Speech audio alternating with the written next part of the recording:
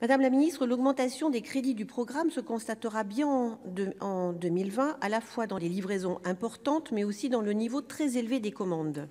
Cela explique que notre commission soit favorable à l'adoption des crédits de la mission. Au-delà de ces éléments très positifs, je voudrais revenir sur le dossier très sensible du drone MALE. L'idée des coopérations européennes en matière capacitaire est simple et connue. En mutualisant les coûts de développement d'une part et en augmentant le nombre d'exemplaires produits du fait des besoins cumulés des différents pays européens participant au programme, on espère obtenir un matériel de meilleur niveau à un coût moindre. Évidemment, ces objectifs louables avec les difficultés inhérentes à tout partage de la décision entre plusieurs pays.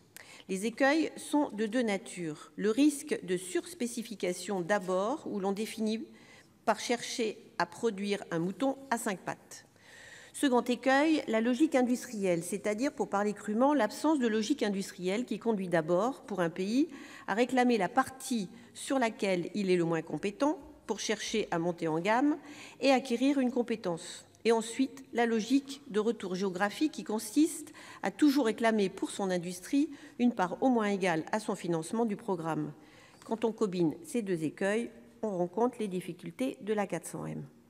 Toute la question de l'Eurodrone est donc de savoir s'il est parvenu à éviter ces écueils. Au terme de nos auditions sur ce sujet, nous ne sommes pas rassurés sur ce point. Pouvez-vous nous dire où nous en sommes exactement ?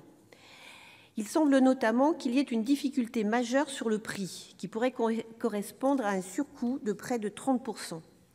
Notre inquiétude, Madame la Ministre, est qu'à ce prix-là, les États qui participent au programme n'achètent pas ou pas dans les quantités promises, sans même parler des perspectives d'exportation qui seraient compromises par un prix trop élevé.